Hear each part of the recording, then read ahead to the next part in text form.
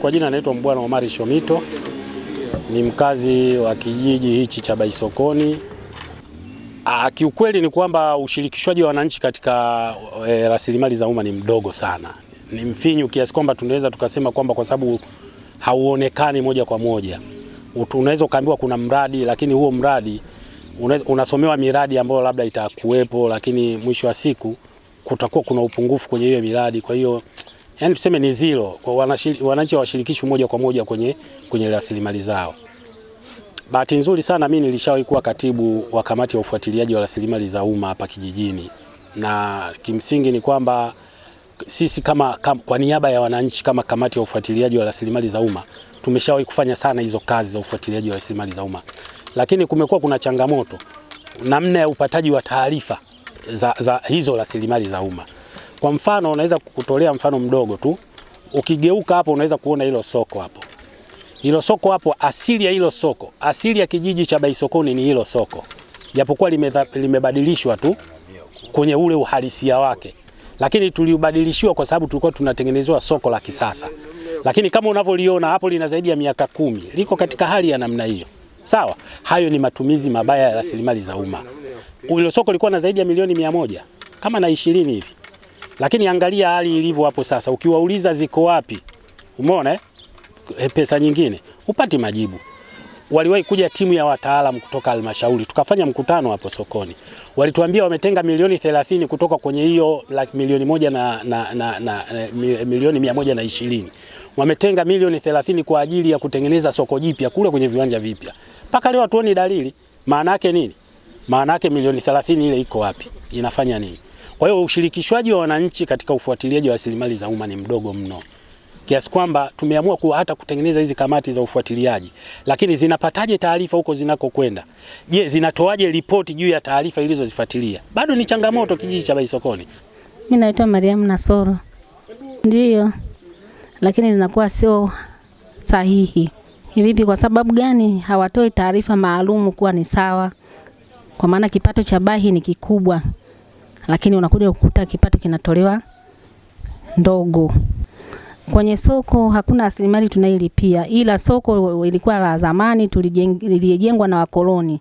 Baada ya mwaka 2010 kuja kubomoa ile soko, wametujengea soko hawajamaliza, na mpaka leo tumesahaulika wakina mama tilie wa Baisokoni. Viongozi wafanye kazi za wananchi wao ili na wananchi wanufaike, lakini nakuta saa zingine viongozi baadhi wananufaika kwa faida zao.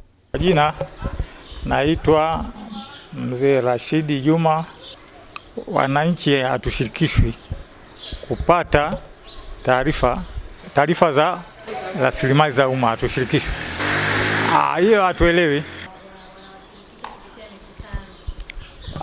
Mimi nalofahamu ni kwamba mnamo mwezi wa 7 2026 kulikuwa kuna mkutano mkubwa wa kijiji ambao ni mkutano mkuu kwa ajili ya maendeleo, kwamba wananchi wa Bahi kwa ujumla wao wameamua kwa pamoja kukubaliana kujenga shule ya sekondari katika eneo la kijiji cha Baisokoni, na hili jambo limefanyika baada ya kuona kwamba mwaka 2027 wanafunzi wanaosoma darasa la 6 na wa darasa la 7 wote kwa jumla wao wataingia sekondari.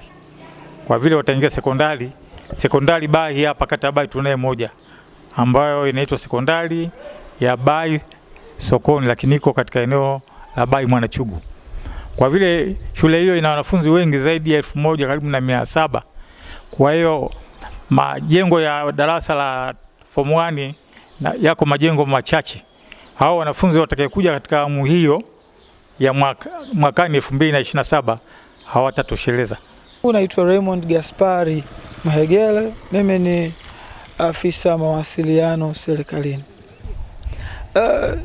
Miradi mingi ambayo inaanzishwa hususa hizo rasilimali huwa ni zile ambazo zinawagusa wananchi moja kwa moja. Mfano unapozungumzia rasilimali ni wazi unazungumzia vituo vya kutolea huduma za afya, zahanati, na mambo mengi ambayo serikali imeleta kwa wananchi.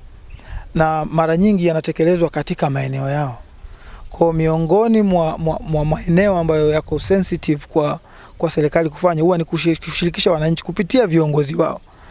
Na wanafanyaje? Kwa mfano unataka kujenga hospitali ama zahanati, wananchi wao wanajitolea maeneo yao kupitia serikali za vijiji, wanatoa maeneo yao, lakini pia wanashiriki kwa kutoa nguvu kazi.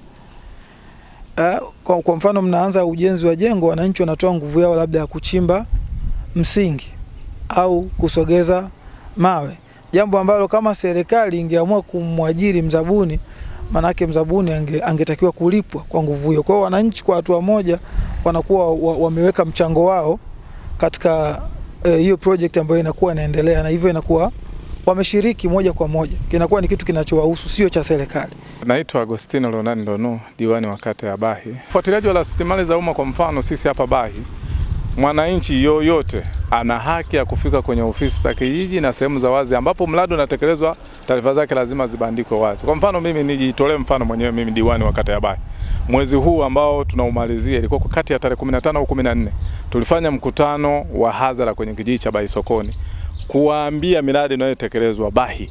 Wale wananchi waliofika pale kwenye lile eneo la mkutano wa kijiji cha Bahi Sokoni walilizia miongoni mwa mradi ambao sisi tumebuni kata na kijiji cha Bahi Sokoni ni kuongeza sekondari ya 3 Bahi. Tukiwa na maana kwamba kila mtu mwenye uwezo wa kufanya kazi. Sisi tulienda na mapendekezo ya kuanzisha sekondari kwa sababu 2027 wanafunzi watamaliza kwa mkupuo madarasa mawili. Tukaona sisi tuanze, maana sheria inasema muibue mradi. Sisi wananchi wetu wameibua mradi na kila mtu mwenye uwezo wa kufanya kazi atachangia shilingi 10,000. Wananchi walipokea na wakalizia. Kwa hiyo tayari wale waliokuja kwenye mkutano maana yake wanazo taarifa sahihi. Kwa majina naitwa Saidi Faustin Magembe, ni afisa mipango halmashauri ya wilaya ya Bahi. Namshukuru Mungu kwa halmashauri ya wilaya ya Bahi imekuwa ikitekeleza hiyo sheria, ambapo kuna vikao vya ngazi ya chini kule kila robo. Kwa hiyo wananchi kupitia mikutano ile wanapewa taarifa ya mapato, wanapewa taarifa kama kuna mradi pia wanapewa. Lakini sanjari na hapo, mfano kama kuna mradi wowote ambao umepelekewa fedha kwa ajili ya utekelezaji, ni lazima wananchi wajulishwe kwamba tumepokea kiasi fulani kwa ajili ya mradi fulani. Kwa hiyo kuhusu taarifa wanapata. Yeah. Vipi kwa upande wa wananchi wenyewe wanafuatilia ikiwa nyinyi mnawapatia taarifa? Siwezi kuwazungumzia wao kwa sababu kwa nini wengine washiriki na wengine wasishiriki. Kwa hiyo hilo swali nafikiri ni vyema kama mngewahoji kwa nini wengine washiriki au wengine washirikishwe na wao wasishirikishwe.